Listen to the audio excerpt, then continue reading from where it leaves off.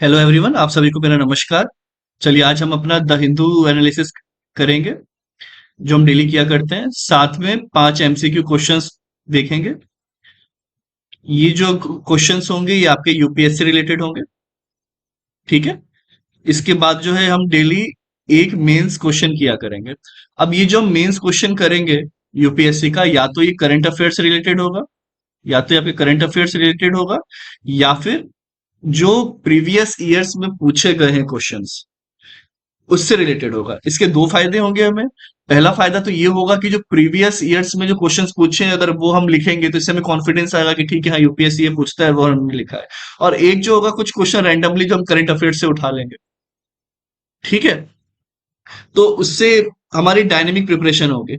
अब जैसे कि देखिए, यहाँ पे जो 5 एमसीक्यू जो मैं आज आपके लिए लाया हूँ, या जो ये यहाँ पे सीरीज रहेगी, वहां मैं कोशिश करूंगा कि प्रीवियस ईयर्स हम ज्यादा कवर नहीं करेंगे, previous 4 to 5 years he cover करेंगे। उसके बाद जो है मैं बाकी टेस्ट सीरीज के क्वेश्चंस ले आया करूंगा। रीजन ये है कि उसके बाद पैटर्न काफी ज्यादा चेंज हो गया था। ठीक है। तो पिछले 4-5 साल से जो पैटर्न है, और ज्यादा पुराना डेटा वो पढ़ना भी कोई खास काम का नहीं होता है।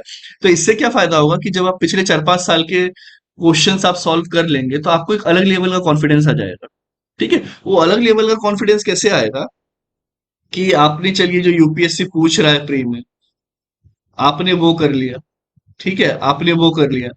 अब इसके बाद जब आप बाकी टेस्ट सीरीज पे देखेंगे तो आपको भरोसा होगा कि हाँ मैंने ये चीज तो पढ़ी हुई है, और इस तरीके से क्वेश्चंस पूछता है, तो कहीं ना कहीं वो डर भी दूर हो जाएगा। और अभी जब हम साथ साथ में ये अप्रोच लेके चलेंगे तो हमें वो बहुत बड़ा सिलेबस, या फिर हम अब एमसीक्यू करें क्या, अब हम ये करें क्या या वो करें क्या, वो उतना ज्यादा आपको थिंक नहीं करना पड़ेगा। ठीक है। तो ये क्योंकि आज से ये इनिशिएटिव लेके आया है तो मैंने सोचा आपको ये एक्सप्लेन कर दूंगा। ओके। चलिए ठीक है, तो अब हम आगे चलते हैं। और आप जो भी मेंस आंसर लिखे, आप इस ग्रुप में आप ज्वाइन हो सकते हैं। यहाँ पे आप मेंस आंसर भी डाल सकते हैं, जो कि मैं आपको रिव्यू कर दिया करूंगा वहां पर। और साथ में आपको यहाँ पे पीडीएफ भी जो है, जो पढ़ा रहे हैं, जो एमसीक्यूज हैं या आपके न्यूज है, वो सब कुछ वहां पे आपको मिल जाया करेगा। ठीक है। तो आपको वहां कहीं परेशान होने की जरूरत नहीं है। तो प्लीज सब्सक्राइब करें चैनल को, लाइक जरूर करें और शेयर करें लोगों के साथ। चलिए अब पहला क्वेश्चन देखते हैं। ये देखिए, यहाँ पे ये प्रीलिम्स का ही क्वेश्चन है, 2023 का। ठीक है। कि in which one of the following region was Dhanyakataka which flourished as a prominent Buddhist center under the Mahasangikas located। तो अब ये कहां पर लोकेटेड है? ठीक है, धनिया कटका। एक क्या है, which of the following reason, तो यहाँ पे रीजन आपसे पूछा है कि ये कौन से रीजन में was Dhanyakataka, which was flourished as a prominent Buddhist centre. तो धनिया कटका जो है, अब क्वेश्चन हम धीरे धीरे समझ रहे हैं कि जो धनिया कटका जो है, ये फ्लरिश्ड प्रोमिनेंट बुद्धिस्ट सेंटर की तरह निकल के आया। ठीक है, ये निकल के आया। जैसे कि नालंदा यूनिवर्सिटी भी जो थी, वहां पे एक बुद्धिस्ट एक सेंटर था, तो वैसे ये निकल के आया है धनिया कटका। ठीक है। तो अभी जो धनिया खटका निकल के आया है, और जो काफी फ्लरिश्ड प्रोमिनेंट बुद्धिस्ट सेंटर है, किसके अंडर था ये? महासंघिकास के अंडर। तो ये कहाँ पर लोकेटेड है? इस तरीके से आपको क्वेश्चन पढ़ना है, समझना है, जल्दीबाजी नहीं करनी है। क्योंकि आपको वहां पर 2 घंटे में यूपीएससी के लिए सिर्फ 100 क्वेश्चन होते हैं, तो आपके पास टाइम काफी है as compared to other competitive exam जब आप देखेंगे तो। ठीक है। तो ऑप्शन ए है आंध्रा, बी है गंधारा, सी है कलिंगा, डी है मगध। ठीक है। आंसर देने के पहले आप पॉज करें और आंसर कमेंट सेक्शन में डालें। ठीक है। उसके बाद आप चेक करें कि आंसर सही है या नहीं। ठीक है। तो इसका आंसर जो है, ये है आपका आंध्रा। ठीक है। ये आंध्रा रीजन है जहां पर धनिया कटका काफी ज्यादा फ्लरिश हुआ था as a prominent Buddhist centre. ठीक है, अंदर महासंघिकास। ओके। तो ये इसका आंसर है आपका, आंसर ए, जो कि अभी मैंने आपको बताया, आंध्रा। कि under the Satavahanas the Dhanyakataka region become the most important stronghold of Mahayana Buddhism. तो कौन से बुद्धिज्म के लिए? महानाया। अब देखिए, दो काफी तरीके के मतलब एक सेक्ट बन जाते हैं, बट अगर दो मेन की हम बात करें, एक हो गया आपका महानाया, एक हो गया आपका हीनाया। ठीक है। तो आपका जो महानाया है, इसमें जो बुद्धा है, ठीक है, उनकी एज अ गॉड ये इन्हें मानते हैं और उनकी पूजा करते हैं। मतलब उनके जो थॉट्स हैं उसको तो ऑब्वियसली मानते हैं, बट उन्हें एक भगवान की तरह मानते हैं। लेकिन अगर हम हिनाया की बात करें, ठीक है, तो ये क्या करते हैं, उन्हें, जो बुद्धा है उन्हें एक इंसान के रूप में मानते हैं और उनके थॉट्स पे अमल करते हैं। ठीक है, मतलब वो उन्हें भगवान नहीं मानते कि मतलब एक एक अच्छी सोल हम कह सकते हैं, जो सोल है, एक अच्छी सोल है वो है। ठीक है, तो वो उन्हें भगवान नहीं माना करते। तो मेजर डिफरेंस जो है महानाया हिनाया में यही होता है। ठीक है, बाकी जब हम हिस्ट्री पढ़ेंगे तो वहां पे तो प्रॉपर ये चीज आपको बताई जाएगी, लेकिन अभी के लिए इतना काफी है। चलिए आगे चलते हैं।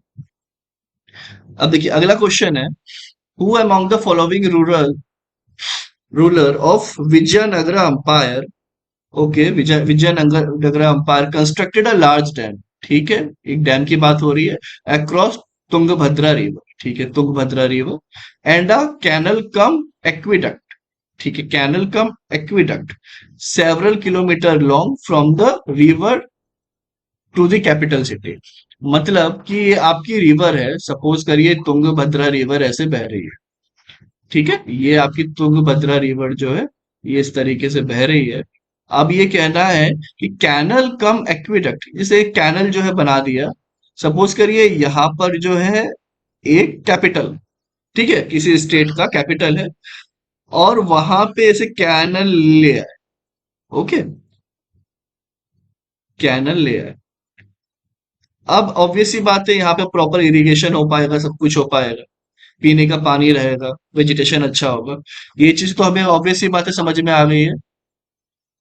तो अब देखिए यही पूछ रहा है कि ऐसा किस राजा ने किया था। अब इससे प्रॉस्पेरिटी आएगी, ऑब्वियस सी बात है। अगर आप सोचिए राजस्थान के आसपास ऐसे हम किसी नदी से हर जगह पानी ले जाए या जहाँ पे जरूरत है, तो प्रॉस्पेरिटी तो ऑब्वियस सी बात है आएगी। तो ये किसने किया था, तो ये जो है देवराय वन, ये भी जो है ये देवराय वन ने ही किया है। अब ये जो है प्रीवियस ईयर ही क्वेश्चन है, आज जितने भी हैं 2019 के, तो वो जहां से भी रहा करेंगे मैं आपको बता दिया करूंगा। ठीक है, तो ये जो विजयनगर नगर अंपायर है, वहां पर तुंगभद्रा रिवर पे जो कैनल जो बनाया गया था, जिससे काफी प्रॉस्पेरिटी आई वहां के कैपिटल में, वो करने वाले कौन थे, देवराय वन। ठीक है, अब देखिए देवराय वन, ये कब की बात है, अराउंड 1400 एडी। ये कभी कभी पूछा जा सकता है कि मतलब किस सेंचुरी के आसपास की ये बात, ये हमें याद होना चाहिए। Got a barrage across the Tungabhadra river and commission around 24 kilometre long aqueduct. So ये 24 किलोमीटर उस समय तो कितना अच्छा इंफ्रास्ट्रक्चर रहा होगा और कितनी अच्छी मतलब इंजीनियरिंग रही होगी। हम साउथ के मंदिर भी देखते हैं, ऐसे ऐसे मंदिर बने हुए हैं वहां पर कि आज भी इंसान सोचता है कि कैसे वो चीज की गई हो। ठीक है, तो मीन्स टैलेंट तो ऑब्वियसली बहुत ज्यादा था, और पहले उसका यूटिलाइजेशन भी काफी सही हुआ करता था। ठीक है, तो इसीलिए जब अंग्रेज आए थे उस समय तक जो वर्ल्ड का जो जीडीपी है उसका 24% अकेला इंडिया का था। अब आप समझ सकते हैं इसी से, मीन्स वर्ल्ड जितना प्रोड्यूस कर रहा था उसका अराउंड वन फोर्थ सिर्फ इंडिया कर रहा था। हम कितने प्रॉस्पेरस। तो हमेशा अपनी हिस्ट्री पे आप गर्व करिए, प्राउड करिए। और ये जो बाकी जो वेस्टर्न थॉट्स वाले लोग होते हैं, जो अपने आप को ज्यादा बहुत बड़ा दिखाना चाहते हैं, वहां पे कुछ नहीं होता है सर। जब 1500 1400 जब सन था, या फिर 1000 के आसपास की मैं बात करूं, तो वहां पे सब अभी भी वो लकड़ियां ही चुन रहे थे, और मतलब कोई सिविलाइजेशन नहीं था, जैसे हम यूएसए की बात करें ढंग से। ठीक है, वहां कुछ नहीं था और बहुत ज्यादा गरीबी थी। वो हम वर्ल्ड हिस्ट्री में पढ़ेंगे जो मेंस के लिए होता है, तो वो भी मैं आपको कोशिश करूंगा कि मैं वो भी पढ़ा दूं। ठीक है, और यूएसए कैसे फॉर्म हुआ वहां पे आपको सब कुछ पता चलेगा कि किस तरीके से जो इंग्लैंड और बाकी कंट्री के लोग हैं वहां पर गए और कैसे उन्होंने अत्याचार किया। मिस आप समझ रहे हैं कि अंग्रेज आए इंडिया तो और उन्होंने इंडियंस पे अत्याचार किया, तो हमने उन्हें भगाया। ये चीज तो समझ में आती है।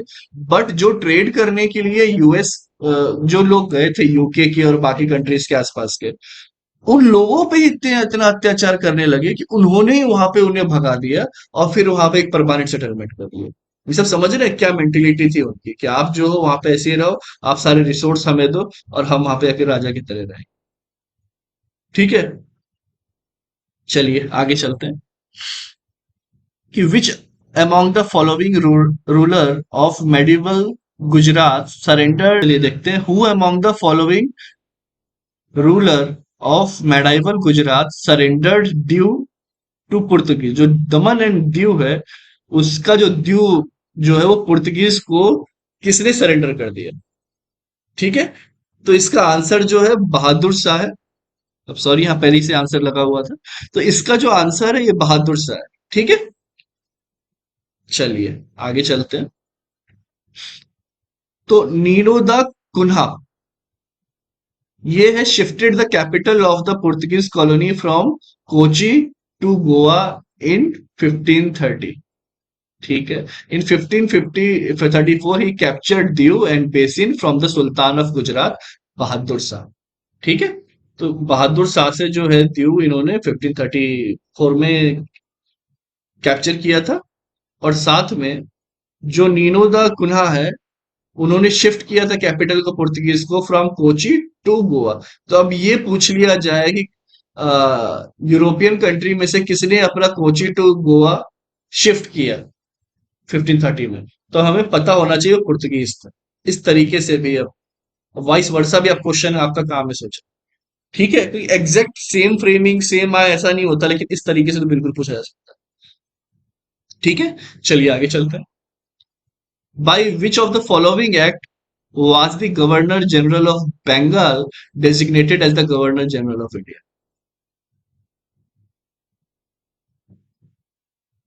तो इसका आंसर है डी। ठीक है, 1883, सॉरी 1833। ठीक है, तो this act was final step toward centralisation in British India. यहां से सेंट्रलाइजेशन कहीं ना कहीं एक तरीके से फाइनल स्टेप लिया गया कि अब किस तरीके से किया जाए। It made the governor general of Bengal as the governor general of India. Governor general of Bengal as the governor general of India. तो प्लीज कमेंट सेक्शन में डालें कि वाइसरॉय ऑफ इंडिया ये चीज कब बनाई गई, किस एक्ट। ठीक है, and vested him all civil and military powers। ठीक है, the act created for the first time the governor of India having authority over the entire territory area possessed by the British of India। तो means जितना भी जो country है हमारी India, जितना भी ब्रिटिश के अंदर था तो वो पूरे पे कंट्रोल था। वरना पहले ये हो रहा था कि बॉम्बे को अलग रखा गया था, ठीक है, कोलकाता को अलग रखा गया था, दिल्ली अलग रखा गया था। तो बट अब क्या किया गया, गवर्नर जनरल ऑफ बंगाल जो था, जो उसको गवर्नर जनरल ऑफ इंडिया बना दिया है। ठीक है, ये चीज क्लियर हो गई होगी आपको। Lord William Bentinck was the first governor general of India. Yes, ये भी आपको पता होना चाहिए। अब साथ में आप ये भी कमेंट सेक्शन में डालें फर्स्ट वायसराय कौन थे। ठीक है, चलिए। अब it deprive the governor of Bombay and Madras of their legislative power. It deprive the governor of, obvious सी बात है कि पहले, अब क्या किया गया यहाँ पर, जब पावर आप इधर दे देंगे गवर्नमेंट ऑफ बंगाल को, जब आप गवर्नमेंट ऑफ इंडिया बना दे, तो ऑब्वियस सी बात है कि जो लेजिस्लेटिव पावर थी आपकी बॉम्बे की और मद्रास की, वो अब नहीं रहेगी उनके पास। ठीक है, अब बंगाल को इतना इंपॉर्टेंस क्यों देते हैं कि बंगाल को ही बना, क्योंकि देखिए वहां से ट्रेड काफी ज्यादा होता था। ठीक है, क्योंकि वहां पे गैंगेटिक प्लेन है पूरा, यहाँ से हम देख सकते हैं, अभी तो बांग्लादेश से आ गया है, तो ये पूरा अगर आप मान लीजिए वेस्ट बंगाल है, ये आपका बांग्लादेश आ गया। और पहले सिर्फ इतने कोई बंगाली बोलते थे, इनफैक्ट उड़ीसा का भी कुछ पोर्शन लिया जाता था, वो भी सी शोर के ही पास में है आपके। और यहाँ से बिहार का भी एरिया आ जाता था।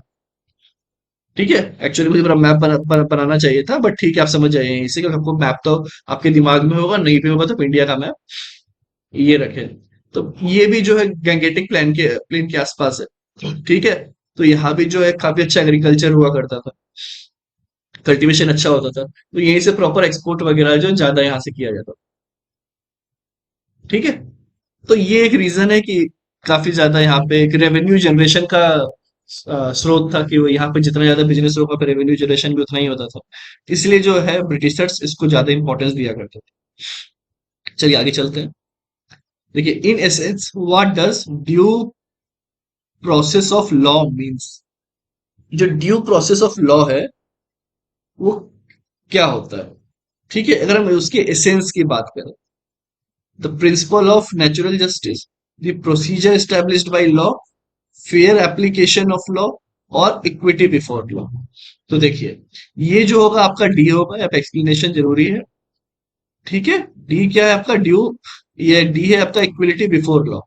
ठीक है, तो जो ड्यू प्रोसेस ऑफ लॉ है, उसका एसेंस मतलब कि एक मूलभूत तर्क क्या है, जो बोल सकते हैं ना एसेंस ऑफ इट, कि मेन जो उसमें से अगर हम निचोड़ निकालें तो वो उससे एसेंस कहते हैं, वो क्या है, वो इक्वलिटी बिफोर लॉ।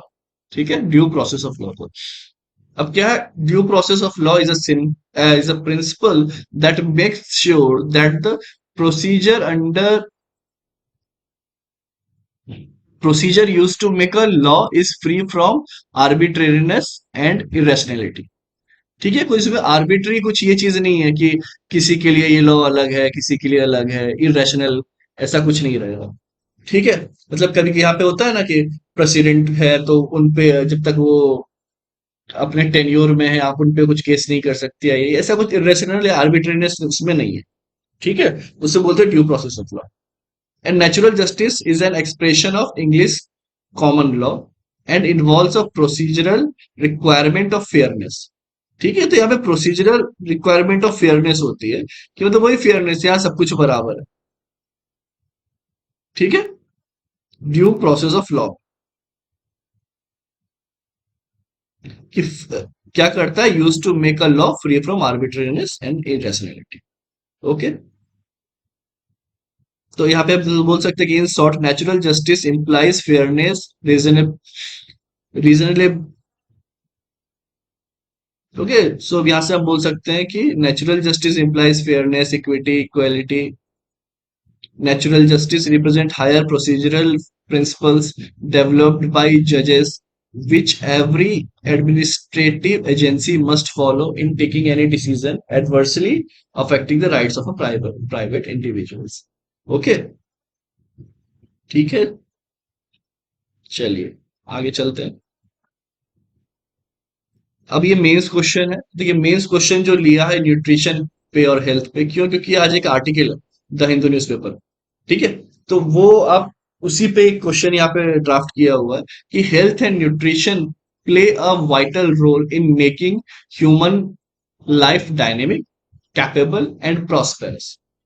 ठीक है, does government working on this path efficient,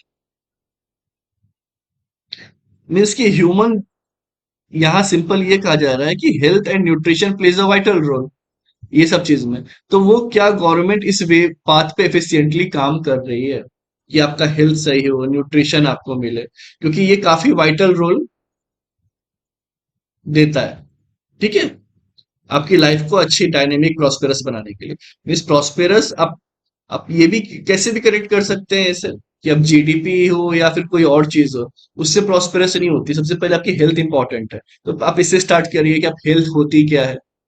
ठीक है, और वो एक उसमें भी एक अच्छी हेल्थ क्या होती है, न्यूट्रिशन क्या होता है। ठीक है, उस न्यूट्रिशन का वाइटल रोल क्या है हमारे लाइफ में, वो कैसे हमें प्रॉस्पेरस करती है, क्योंकि ऑब्वियसली बात है, when you are fit and everything, you have the desired nutrition, you will able to study well, you will able to think well. ठीक है, तो वो चीजें होती हैं। फिर क्या गवर्नमेंट की जो पॉलिसीज हैं या सब कुछ है वो सही जा रही है या नहीं जा रही है। ठीक है, तो उस पे इस तरीके से आपको सोचना है। देखिए स्ट्रक्चर में आपको बता देता हूँ कि देखिए पहले आप ये करिए कि mention the significance of health and nutrition, जो आपको अभी पहले कहा। ठीक है, फिर describe briefly why health and nutrition is a challenge for developing country like India. अब क्यों है, ऑब्वियस सी बात है कि इंडिया, आज हम इसकी बात ही क्यों कर रहे हैं न्यूट्रिशन की, और इसकी हर किसी के पास होना चाहिए, समझना चाहिए, लेकिन नहीं, क्योंकि इंडिया में आज भी देखिएगा एनेमिक पीपल, एनीमिया इतना ज्यादा है कि उसी पे आज आर्टिकल है, तो जिसकी हद नहीं है, कि अराउंड हर 6 महिलाएं 10 में से वो एनीमिया के शिकार है। और अराउंड हर 5 महिला 10 में से आपकी जब वो प्रेग्नेंट होती हैं, जब के लिए जब वो प्रेग्नेंट होती हैं, उस समय वो एनीमिक होती है, जिससे कारण उनके डेथ के चांसेस बच्चा होने के बाद ब्लीडिंग एंड ऑल के कारण बहुत ज्यादा बढ़ जाती है। ठीक है, तो उसका काफी रीजन एक तो ये, अच्छा अब जब हम बोलते हैं 50 to 60%, तो गरीबी इतनी तो नहीं है। तो कहीं ना कहीं जो हम खाना खा रहे हैं ना वो भी सही नहीं खा रहे हैं, हम ओबेसिटी का शिकार हो जा रहे हैं। हम चाइनीज फूड ज्यादा खा रहे हैं जिसमें न्यूट्रिशन नहीं है। मतलब हम कैलोरीज तो ले ले रहे हैं लेकिन जिसमें कोई एनर्जी नहीं है, कुछ न्यूट्रिशन नहीं है। ठीक है। हम जो वाइटल कंपोनेंट्स होते हैं वो नहीं ले पा रहे हैं उसके थ्रू। इसके कारण आप बहुत ज्यादा इश्यूज देख रहे होंगे आजकल कि मिसकैरेज के बहुत ज्यादा इश्यूज बढ़ गए हैं। उसके बाद जो है आपका अ, बहुत लोगों को तो बच्चे ही नहीं हो पा रहे हैं क्योंकि आपका डाइट खराब है, इन्वायरमेंट भी खराब है, जेनेटिकली भी हम उतने स्ट्रांग नहीं रह गए हैं। ऊपर से हमारी लाइफस्टाइल खराब है बहुत ज्यादा। मतलब हम जो पहले दौड़ना खेलना हुआ करता था वो चीज भी नहीं होती है। तो उस चीज पे भी आपको ख्याल रखना है। ठीक है। आप साथ में कंक्लूजन भी ये भी दे सकते हैं कि सिर्फ गवर्नमेंट का काम नहीं है, न्यूट्रिशन और हेल्थ तो ये तो हमारे हाथ में भी है कि हम इस पे थोड़ा अवेयरनेस रखें और हमें क्या चीज सप्लीमेंट्स लेना है, क्या लेना है हम करें। साथ में जो है एक्सरसाइज करें, योग करें। जो हमारा एक 21 जून जो आपका इंटरनेशनल योगा डे मना है तो हम वो एटलीस्ट शुरुआत करें। ठीक है। तो गवर्नमेंट जो है अपने एंड पे कर ही रही है वहां पर कि ऐसा नहीं है कंप्लीट फेल्योर है, लेकिन ऐसा ऐसा और बेटर हो सकता है। तो इस पे हर किसी को ध्यान देने की जरूरत है। मतलब आप जब कंक्लूड करें तो उस तरीके से करें कि conclude by stating how health and nutrition can contribute to overall development of country. इस पे भी बात करें कि ठीक है डेवलपमेंट होगा, सब कुछ होगा तो उससे कंट्री को भी फायदा है। तो वो भी आप चीजें यहाँ पर बताएं। ठीक है। चलिए अब हम चलते हैं अपना द हिंदू पेपर एनालिसिस की तरफ। चलिए अब हम हमारा द हिंदू न्यूज़पेपर देखते हैं। तो यहाँ पे बेसिकली जो है आपकी China one belt one road जो इनिशिएटिव है, यहाँ पे उसकी बात चल रही है। ठीक है। तो गवर्नमेंट का क्या कहना है कि SCO calls for multipolar world order as Iran joins group A. अब ईरान भी जो है वहां पर ज्वाइन कर ले रहा है। ठीक है। जो आपका China belt and road initiative है, और इंडिया उससे ऑब्वियसली पसंद नहीं करता है। वो पसंद क्यों नहीं कर रहा है? क्योंकि जो प्रोजेक्ट जो है वो कहाँ से क्रॉस हो रहा है? हमारा पीओके से, पाकिस्तान ऑक्यूपाइड कश्मीर से, जो कि हमारे भारत का हिस्सा है। ठीक है। तो चाइना ने जो से रोड निकाली है वो वहां से निकाली है। तो इसके बाद वो चाहता है कि हम कोऑपरेशन करें और ये करें, तो जो कि पॉसिबल नहीं है। ठीक है। तो इसलिए बोला जा रहा है मल्टीपोलर वर्ल्ड कि अब पोलैरिटी जो है पहले कुछ लोग यूएस की तरफ शिफ्ट होते थे, कुछ रशिया, अब कुछ हो रहे हैं आपके चाइना की तरफ, कुछ हो रहे हैं अब इंडिया की तरफ शिफ्ट। तो एकदम मल्टीपोलर वर्ल्ड है। ठीक है। ये उसी की बात चल रही है। चलिए अब आगे चलते हैं। हाँ, ये देखिए, अलूरी सीतारामा को जो हमारे जो प्रेसिडेंट हैं उन्होंने कहा है कि pay tribute to Alluri Sitarama Raju by imbibing his values. उनकी जो वैल्यूज हैं उनको इम्बाइब करें और उनकी मीन्स वैल्यू करें, रिस्पेक्ट करें। अब ऐसा क्यों, और वो कौन थे और उन्होंने ऐसा क्या किया था? देखिए, वो फर्स्ट ऑफ ऑल जो एक ट्राइबल वॉरियर थे। ठीक है। कहाँ से थे? Present day Andhra Pradesh. Okay. सो उन्होंने जो है अंग्रेजों के खिलाफ फ्रीडम स्ट्रगल काफी किया था। अगर हम इन डेप्थ और उनके बारे में अगर जानना चाहें तो हम यहाँ से देख सकते हैं। देखिए, तो फर्स्ट ऑफ ऑल इनका जन्म जो है अराउंड 1897 टू 1898 हुआ है। Okay. And he was Indian revolutionary. ठीक है। तो वो कहाँ पे अभी जन्म लिए थे? Present day Andhra Pradesh. Now he was involved in opposing the British in response of 1882 Madras forest act. अब वो जो मद्रास फॉरेस्ट एक्ट जब लाया अंग्रेजों ने, तो इनका क्या हुआ कि आदिवासियों का फ्री मूवमेंट ही बंद कर दिया। अब आदिवासी लोग तो जंगल में ही घूमते हैं। ठीक है। जो प्रैक्टिस कर रहे थे पोदू, ये it is just like jhuming cultivation. ठीक है। वो उस तरीके से जो प्रैक्टिस कर रहे थे वो भी उन्होंने बंद कर दिया। तो एक वो सब बंद करने के कारण क्या हो गया कि इनका कहीं ना कहीं लाइफ जो है वही थ्रेटेंड हो गई कि जिस तरीके से वो प्रैक्टिस कर रहे थे, जितना उनके पास नॉलेज था वो जानते थे, उस हिसाब से वो अपनी जिंदगी जी रहे थे। बट अब ये चीज भी नहीं हो पा रही थी, तो लाइफ काफी ज्यादा थ्रेटेंड हो गई थी। तो इससे कारण बहुत डिसकंटेंट हो गया वहां के लोगों में, काफी इश्यूज क्रिएट होने लगे। तो अब जैसे ही आपका ये बैकड्रॉप हुआ किसका? Non cooperation movement. Non cooperation movement जो है 1990 से 1992 तक चला। अच्छा, बताइए इसे वापस क्यों लिया गया था नॉन कोऑपरेशन मूवमेंट को? कमेंट सेक्शन में जरूर बताइएगा। तो इसके बाद लेड टू रंपा रिवेलियन। अब ये तो बंद हो गया। बट वहां पे तो इश्यूज खत्म नहीं हुए थे ना, पहले तो एक तरीके से वो नॉन कोऑपरेशन मूवमेंट का हिस्सा बन के विरोध कर रहे थे। आप समझे बात को? विरोध कर रहे हैं जिस भी तरीके से उनके अगेंस्ट लड़ाई लड़ रहे हैं, तो वो था under the shadow of non cooperation movement. लेकिन जब वो बंद हो गया एकदम से अब्रप्टली, तो फिर जो है हमारे अलोरी सितारमा उन्होंने वो कैंपेन जो है आगे चलाया, उसका नाम दिया गया रंपा रेबेलियन, जो 2 साल चला 1992 से 1924 तक। ठीक है, in which Alluri Sitarama Raju played the major role as a leader. ठीक है, एज अ लीडर। ओके। अब इनके बारे में जो है एक इंटरेस्टिंग चीज ये है कि जो सीता वर्ड जो इन्होंने लगाया है, वो actually in the memory of a girl whom he loved during his youth and whose ultimate demise at a young age left him heart broken. तो ये जो नाम है, वो जिससे वो प्यार करते थे, जिन्हें वो पसंद करते थे, उनकी डेथ हो गई थी, तो तब उन्होंने ये नाम जो है अपने साथ जोड़ लिया। तो like this is called love, और वो आज भी नाम ये लिया जा रहा है, और हम और आप उस पर बात कर, तो ये काफी बड़ी चीज होती है, मतलब दैट इज द लव। अब ये मत बोलिएगा अरे सर प्यार तो मेरा भी महान है, लेकिन घर वाले मान नहीं रहे, अब ये सब अब आयस बन जाइए, अब ये सब निकालिए, उसके बाद हर कोई मानेगा। ठीक है, इसलिए मैं बोलता हूँ मेहनत से मोहब्बत करिए, फिर दुनिया आपसे मोहब्बत करने लगेगी। आप पहले आप सेटल होइए, ये सब जो है वो उसके बाद की चीज होती है। ठीक है, और अदरवाइज घर वाले जो ढूंढेंगे वो अच्छा ही ढूंढेंगे, सो डोंट वरी। ठीक है, आगे चलते हैं कि a macro view of physical health of states. अब ये फिजिकल हेल्थ की बात चल रही है स्टेट्स की, क्यों? क्योंकि देखिए क्या हुआ है कि जब से कोविड हुआ, कोविड के बाद से काफी ज्यादा फिजिकल चैलेंजेस बढ़ गए। अब जो ये फिजिकल चैलेंजेस कोविड के बाद बढ़े हैं, वो ऐसा क्या हुआ जो फिजिकल चैलेंजेस बढ़ गए? अब देखिए जब कोविड हुआ तो ऑब्वियस सी बात है कि वहां पे सारे चीजें, सारे इंडस्ट्री को आपको शट करना पड़ा, मीन सब नीचे डाउनफॉल में गई, बंद हो गई। ठीक है, तो जब ये बंद होगी तो ऑब्वियस सी बात है जो स्टेट के पास भी जो कलेक्शन आ रहा है, सेंटर के पास भी जो कलेक्शन आ रहा है, वो कलेक्शन कम हो जाएगा। जीएसटी से लेके जब कुछ बिक्री नहीं हो रही तो क्या चीज होगी? बट आपको उस समय पब्लिक वेलफेयर बढ़ाना पड़ रहा था कि सबको आपको फ्री में अन्न देना है, खाना देना है, आपको हॉस्पिटल को रन करते रहना है। ठीक है, एम्बुलेंस सेवा से लेके सब कुछ, आपको ये मेडिसिन वगैरह जो है इसके, इस पे भी खर्च करना है, जल्दी जल्दी वैक्सीनेशन फ्री में लगानी है, तो सब उसके लिए क्या हुआ, गवर्नमेंट को ही कॉस्ट देना पड़ेगा, ऑब्वियस सी बात है। तो ऐसे में क्या हुआ, फिजिकल डेफिसिट बहुत ज्यादा बढ़ गया। ठीक है, तो वो जो फिजिकल डेफिसिट बढ़ा, अब वो कैसे क्या बढ़ा ये हम देख लेते हैं कि द फिजिकल डेफिसिट जो उस समय 9.1% ऑफ जीडीपी सेंटर का चला गया था।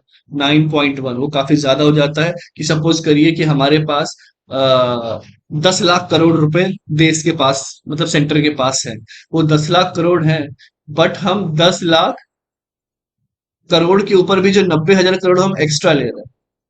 ठीक है, हम जो है 90,000 करोड़ एक्स्ट्रा खर्च कर रहे हैं, तो ऑब्वियस सी बात है, उसकी भी भरपाई करनी पड़ेगी।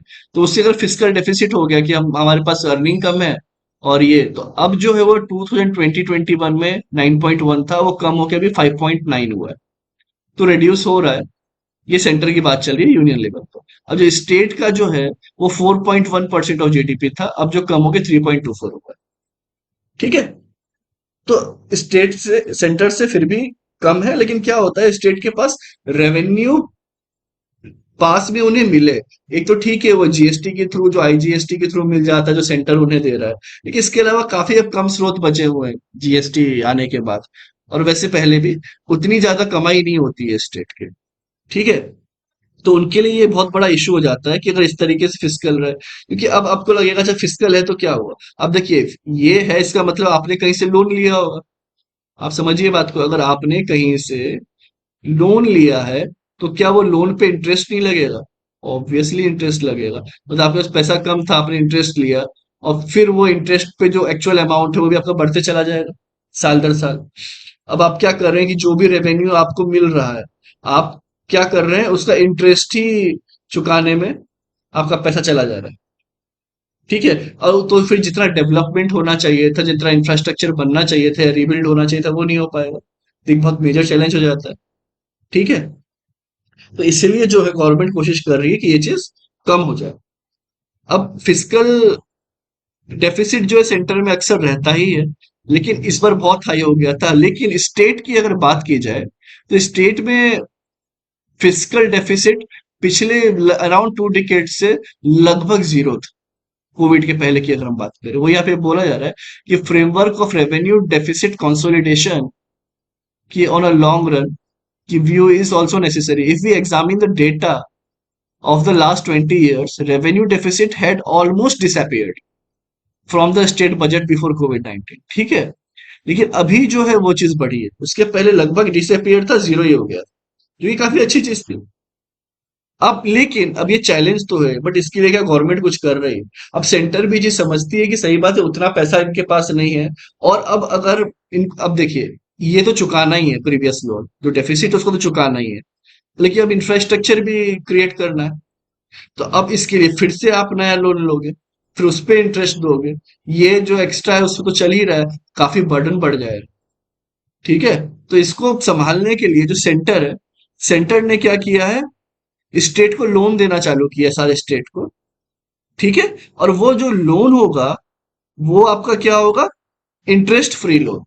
तो एक बहुत बड़ा राहत मिल जाती है इंटरेस्ट फ्री लोन अगर उन्हें मिल रहा है तो। ठीक है, वही कहा जा रहा है कि अगर ये कंटिन्यू रहा इंटरेस्ट फ्री लोन तो may be link to a reduction in revenue deficit. तो रेवेन्यू डेफिसिट कम होने का ये भी रीजन है कि भाई अब आपके पास मान लीजिए ये पैसा आ रहा है, आप समझिए आपको, जैसे कि मैंने आपको दे दिया अभी मान लीजिए 1 लाख रुपीज। ठीक है, और आप पे जो है अभी मान लीजिए 2 लाख रुपीज का, टू क्या, मैं तो सिर्फ बोल रहा हूँ 50,000 रुपीज का ही आपने कहीं और से पैसा ले रखा है जिसपे आप इंटरेस्ट दे रहे हैं। ओके, तो आप कौन सा पैसा पहले चुकाना चाहिए, जिस पे आपको 10% इंटरेस्ट लग रहा है, मतलब 5,000 पर मंथ हमेशा लगे, पर ईयर लगा जा रहा है, लेकिन ये जो है आपका, इसमें कोई इंटरेस्ट नहीं लग रहा है, तो अब पहले इसे खत्म करना चाहिएगा, और इस पे तो कोई इंटरेस्ट लग ही नहीं रहा है, तो टेंशन नहीं रहेगा आपको। ठीक है, तो इस तरीके से सेंट्रल गवर्नमेंट यहाँ पे बहुत बड़ी मदद कर रही है। ओके, चलिए आगे चलते हैं। अब ये बात की जा रही है जिसपे मैंने आपको एक मेंस क्वेश्चन भी दिया है यार, connection between the anaemia and maternal health.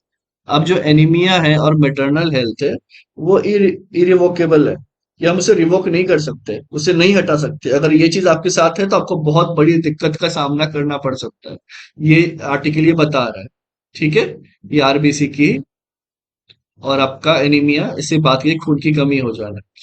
ठीक है, आपका हेमोग्लोबिन भी कम हो जाता है इसमें।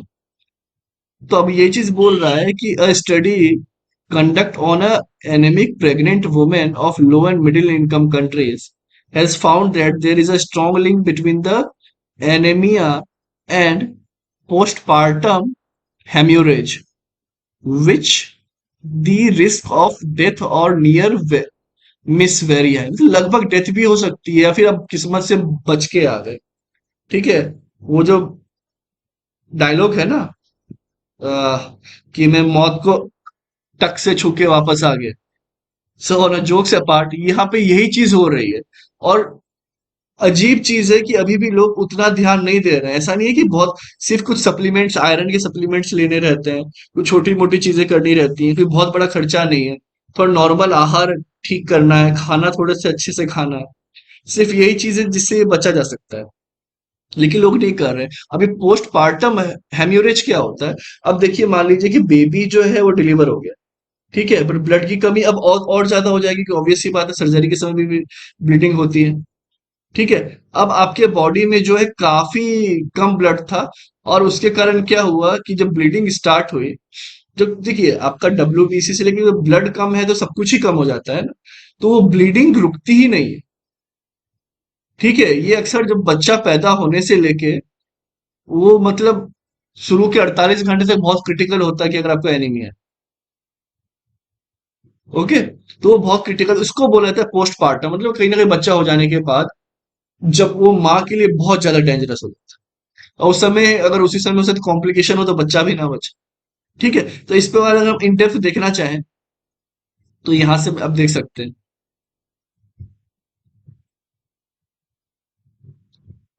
चलिए तो ये ओपन करते हैं। ये देखिए, तो postpartum haemorrhage is a severe bleeding after giving birth. ठीक है, it's a serious and dangerous condition. अभी ये 24 आवर्स से रहती है, अप टू 12 वीक्स तक भी चल सकती है, 12 अराउंड 3 मंथ। तो बहुत डेंजरस होता है। अब आप ये बात से आप शॉक्ड रह जाएंगे, जैसे मैंने स्टार्टिंग में भी आपको हल्का हिंट किया था कि the prevalence of anaemia amongst this group ये है। ठीक है, फैमिली हेल्थ सर्वे कि 25% मेन को थोड़ा कम होता है, स्टिल 25% मेन भी जो है वो एनेमिक है, 15 से 49 के बीच के एज में। तो इससे आपको थकावट होगी, हर चीज होगी, आप उतना वर्क नहीं कर पाओगे नहीं। अगर आप वर्क ही नहीं कर पाओगे, इससे प्रोडक्टिविटी लॉस है, इससे गवर्नमेंट को भी लॉस है कि आप, या फिर जो कंपनी को भी लॉस है कि आप जितनी एनर्जी से काम कर सकते थे, जितना इंटेलेक्चुअल ऑफ माइंड लगा सकते थे, बट वो बॉडी उतनी साथ ही नहीं दे रही है। आपका हीमोग्लोबिन कम होगा, ऑक्सीजन कैरिंग कैपेसिटी उसके कारण कम हो जाएगी, वो कम होगी, सेल्स माइंड तक आपको प्रॉपर एनर्जी नहीं पहुंचेगी, आप सुस्त सुस्त रहोगे। ठीक है, ये चीज तो चलिए ठीक है। बट सर 57% इन वुमेन, उनको, अब मैं इतना क्यों यहाँ पे परेशान हूँ, क्योंकि जो माँ जो बनती है, जो जन्म जो देती है, वो लड़कियां ही होती हैं। ठीक है, 31% इन एडोलेसेंट बॉयज, और 59% से 60% जो है लड़कियों में। और सबसे ज्यादा जो चिंता वाली बात है कि 52% जो प्रेग्नेंट वुमेन। ठीक है, और 67 जो है बच्चे हैं, 67%। इट मीन्स कि शुरू हर जगह आप देखिएगा इसकी कमी है। तो इससे एक चीज तो समझ में आती है कि आपको लग रहा हो सकता है आप ही की सिस्टर या आप एज अ फीमेल खुद आप एनिमिक हो, आप सोचोगे कि अरे नहीं मैं तो बढ़िया खा रही हूँ, नहीं खा रही हूँ, तो प्लीज रिक्वेस्ट है कि आप जाएं एक बार हेमोग्राफी ब्लड डोनेट किया करें। देखिए मैं हमेशा ब्लड डोनेट करता हूं, अभी तक मैं लाइफ में 5-7 बार ब्लड डोनेट कर चुका हूं। तो उस समय तो वो वैसे भी आपका टेस्ट लेते हैं हेमोग्लोबिन का काफी कुछ, तो वहीं पे सब कुछ आपको पता चल जाता है ना। तो ऐसे में आप ना ब्लड डोनेट करने लायक रहते हैं, ना आप किसी को हेल्प करने लायक रहते हैं, इनफेक्ट आप ही हो सकता है कभी इन फ्यूचर ब्लड चढ़ाना पड़े। तो अब फिट लोग हैं ही कितने, आप समझ रहे हैं बात को, हैं ही कितने। और वो भी फिर लोग, इससे क्या होगा कि आप डोनेट करने के बहाने आप जाएंगे, फिर वो आपका चलिए फ्री में टेस्ट कर देंगे। अगर आप भैया बोल रहे हैं यार सर पैसा नहीं है इतना हमारे पास, आप ब्लड डोनेट कर दीजिए। अब ब्लड डोनेट करने से इनफेक्ट कुछ स्टडी में पता भी चला है कि आपका जो हार्ट अटैक होने का जो चांस होता है वो 70 to 80% तक कम हो जाता है आपको। क्यों? क्योंकि ब्लड में क्या होता है देखिए, आपने देखा होगा मेंस में ज्यादा हार्ट अटैक हो रहा है, ठीक है, एज कम्पेयर टू फीमेल, आपने हर ही जगह देखा होगा। उससे कुछ बायोलॉजिकल रीजंस क्या होता है कि जो लड़कियां हैं उनको जब पीरियड्स आते हैं, तो जो एक्स्ट्रा, अब ये भी एक रीजन है कि यहाँ पर इनको देखिए इतना एनीमिया क्यों है। तो उस समय क्या होता है कि जो न्यूट्रिशन में सबसे ज्यादा जो इंपॉर्टेंट रहता है आयरन, तो उसकी भी कहीं ना कहीं कमी हो जाती है। ठीक है, जब हर जो मेंस्ट्रुएशन साइकिल आता है। लेकिन अगर आप मेन है, तो वो चीज तो ऑब्वियसली बायोलॉजिकली हमारे यहाँ है नहीं।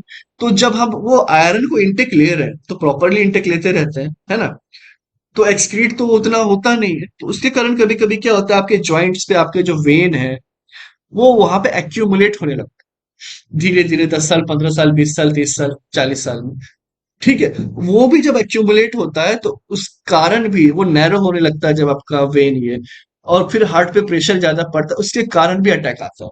तो अब देखिए, जब आपने ब्लड डोनेट कर दिया तो कहीं ना कहीं क्या किया आपने, उसके साथ साथ एक्स्ट्रा आयरन भी चला गया वहां पे।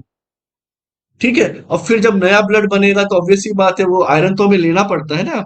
तो इससे ये भी बहुत बड़ा फायदा होता है। मैं आपको बेनिफिट बता रहा हूँ, ब्लड डोनेट करके आप दूसरों की जान नहीं बचा रहे हैं, आप खुद की भी बचा रहे हैं, अगर आप लड़के हैं तो स्पेशली। और अगर आप लड़कियां हैं तो आप भी अपनी जान बचा रही हैं, क्योंकि आपको पता चल रहा है कि आप एनीमिक हैं, कि आप ब्लड डोनेट करने लायक है या नहीं है। तो आपका फ्री में वहां पे एटलीस्ट ट्रीटमेंट हो जाता है। फिर वो आपको दवा वगैरह, जो गवर्नमेंट सेक्टर में जाएगा तो आपको दवा ही दे देंगे। ठीक है, इसलिए आपने देखा होगा मिड डे मील और ये सब में भी जो आयरन कैप्सूल्स दी जाती है लड़कियों को, जो भी 14 प्लस जो जिनका एज हो जाता है। ठीक है, तो ये काफी इंपॉर्टेंट चीज है जो मैंने अभी आपके साथ शेयर की। ठीक है, गवर्नमेंट भी क्या कर रही है, तो वो उस पे यहाँ पे बताया गया कि Indian government has a well structured project to provide weekly iron and folic supplement to adolescent child, girl child and boys को भी देते हैं। बट मेन फोकस गर्ल पे होता है, क्यों? क्योंकि डेटा आपने देखा ही है, अराउंड 60% तक वो ये एनीमिया का इश्यू है। ठीक है, तो इसी पे मेंस आंसर राइटिंग क्वेश्चन है कि आप ये लिख सकते हैं कि स्ट्रक्चर्ड है, लेकिन इसके अलावा भी क्या क्या क्या चीज करने की जरूरत है। ओके, चलिए आगे चलते हैं। ये देखिए काफी इंपॉर्टेंट न्यूज। वो न्यूज ये है कि इंडिया जो है सैफ चैंपियनशिप जीत चुका है। ठीक है। तो ये हमारे जो छेत्री साहब है इनको सब लिफ्ट किया हुआ है। Obviously is the exceptional player like India have ever produced in football that I can say। ठीक है। तो अब ये जो मैच जो किसको हरा के जीता है, एंड प्लीज ये पढ़ लिया करिए। रीजन ये है, एक संतोष ट्रॉफी पे, वो फुटबॉल से रिलेटेड है। ईपीएफओ एग्जाम उस पे क्वेश्चन पूछ दिया। ठीक है, मैंने वो दिया था। और वो जब पूछा वहां पे तब मुझे लगा कि ये भी माइन्यूट डिटेल्स हमें पता होनी चाहिए। बट जो एक सीजीएल या रेलवे या बाकी जो एग्जाम दे रहे होंगे बैंक, उनको पता होगा। अब हम यूपीएससी का सोच के नहीं पढ़ते। तो ये बहुत बड़ी गलती है। ठीक है। तो वो संतोष ट्रॉफी में पूछ लिया था। और ये जो है यहाँ पे तो इंडिया ही जीत, अलग अलग स्पोर्ट्स के। तो ये आपको वर्ड्स भी पता होने चाहिए, क्योंकि क्या करते हैं कंपटीशन में वर्ड से पूछ लेते हैं कि ये जो वर्ड है ये किस क्रिकेट से, सॉरी किस स्पोर्ट्स से रिलेट करता है। ठीक है। तो ये जो सडन डेथ है, ये इसमें इंडिया जाके जीतता है। अब देखिए बहुत लोगों को सडन डेथ ना पता हो, क्योंकि उतना फुटबॉल कोई नहीं देखता है। तो वहां मैं बताना चाहूंगा आपको कि सडन डेथ में क्या होता है कि एक मान लीजिए टाइम है। मान लीजिए 85 मिनट्स का टाइम था। अब 85 मिनट में दोनों टीमों ने वन वन करके एक एक दोनों ने गोल किया। ठीक है। अब जब एक एक दोनों ने जब गोल किया तो ऑब्वियस सी बात है कि विनर तो कोई आया नहीं। ठीक है। विनर जो है कोई आ ही नहीं पाया वहां पे। तो अब जब अगर विनर नहीं आ पाएगा और सिचुएशन वन वन ही है, तो ऐसे सिचुएशन में क्या होगा, अब वो एक्स्ट्रा टाइम में जाएगा। मैं आपको प्रॉपर प्रोसीजर ये बता दे रहा हूँ, एक्स्ट्रा टाइम में जाएगा। एक्स्ट्रा टाइम जो है 10 मिनट के आसपास कुछ रहता है। कि बहुत बार जैसे कंटिन्यूअस गेम नहीं चल रहा है, कभी कभी रुका हुआ है, तो वो सब अपने हिसाब से एक्स्ट्रा टाइम जो भी कैलकुलेट करते हैं। तो एक्स्ट्रा टाइम में भी अगर मान लीजिए गोल नहीं हो पाया, ठीक है, वो एक्स्ट्रा टाइम था 10 मिनट दिया, तो मान लीजिए 95 मिनट्स हो गए। अब जब ये 95 मिनट्स हो गए तब भी गोल नहीं हुआ, तब क्या होता है, पेनल्टी शूट होता है। या फिर वर्ड जरूर सुना होगा। तो पेनल्टी शूट जो होता है इसमें 3 या 5 अपने पे रहता है, वो चांसेस देते हैं। जैसे इस बार 5-5 चांस था कि 5 बार जो है इंडिया गोल पर डायरेक्ट गोल ट्राई करेगा, और 5 जो है कुवैत ट्राई करेगी। ठीक है। तो अब जब 5 का मतलब इसमें क्या होता है कि सामने जो है आपका गोलकीपर रहेगा। ये आपका गोल पोस्ट हो गया। ठीक है। सामने जो है यहाँ पे आपका गोलकीपर है। ठीक है। अब ये गोलकीपर जो है, कुछ ज्यादा ही बड़ा गोलकीपर बन गया, बट ठीक है, अब समझने के लिए भी। अब चलिए, ये सामने जो है गोल पोस्ट के खड़ा है। अब यहाँ कहीं से एक एक बंदे के पास फुटबॉल होगी, और वो उसका काम रहेगा यहाँ पर कि किस तरीके से भी करें हम आपको वहां पे आपका गोल कर। ठीक है।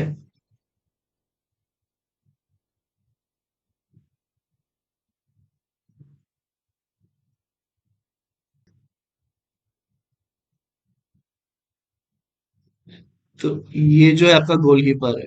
ओके। चलिए, ये जो है आपका गोलकीपर है। और इधर से एक जो है आपका फुटबॉल जो है लेके एक इंसान खड़ा है, उसका काम है यहाँ पे सीधे गोल कर।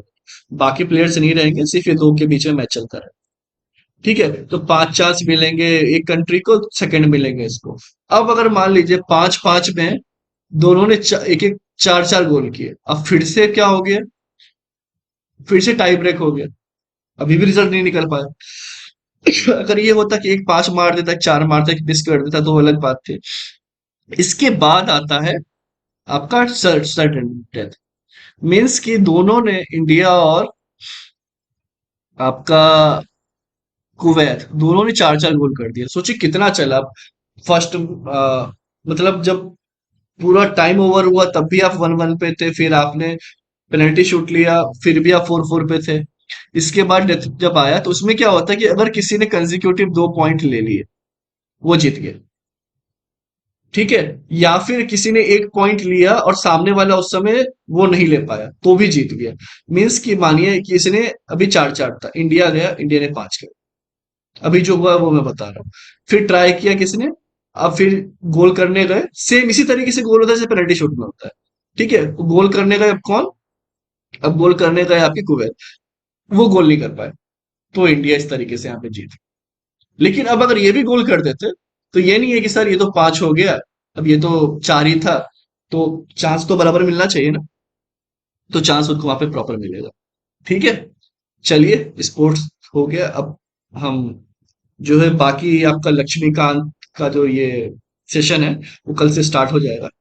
ठीक है, अभी थोड़ा सा पीपीटी वीपीटी बनाना कैसे क्या करना है वो सोचने में थोड़ा टाइम लग जाता है। बाकी आप निश्चिंत रहे, सारी चीजें कंप्लीट हो। ओके, चलिए, थैंक यू वेरी मच, जय हिंद।